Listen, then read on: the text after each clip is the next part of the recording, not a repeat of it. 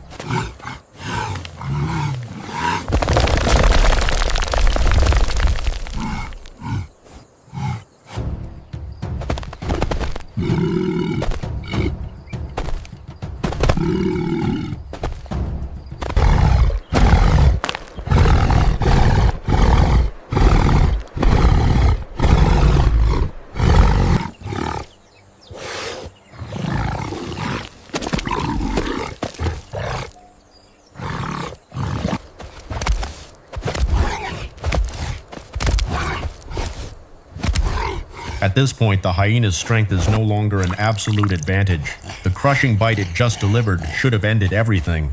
But the honey badger's thick, loose skin absorbed most of the force. It does not fall, it does not let go, and it does not retreat. Before the hyena can tighten its jaws, the honey badger twists inside its own skin, snaps back, and bites straight into the predator's sensitive muzzle.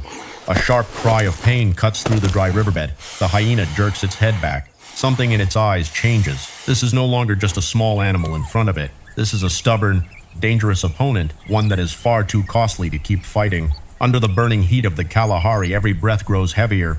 Both animals are exhausted, but the honey badger still stands there, low to the ground, its coat covered in white dust, its cold black eyes locked on its enemy. The hyena growls softly, trying to hold on to what remains of the food, but every time it lowers its head, the honey badger takes another step forward. It does not need to be bigger. It does not need to be stronger. It only needs to be fearless enough to make a stronger predator hesitate. And in the wild, a single moment of hesitation can change everything. At last, the hyena backs toward the shade, dragging the remaining dry bone with it. It does not flee in panic, but it no longer wants to continue a fight that is costing too much. The honey badger does not chase. It stands still, breathing hard, then slowly moves toward what remains on the burning sand. Its victory is not loud, it is not beautiful, and it is not absolute. It is simply the coldest kind of victory in nature, surviving one more day. In the dry Kalahari riverbed, the sun still burns white across the stones. The wind still moves through the dead thorn bushes, and the honey badger, small, battered, but unbroken, disappears once again into the golden dust of the desert. Because out here, the survivor is not always the one with the strongest jaws. Sometimes it is the one that makes even a stronger enemy wonder whether the fight is truly worth continuing.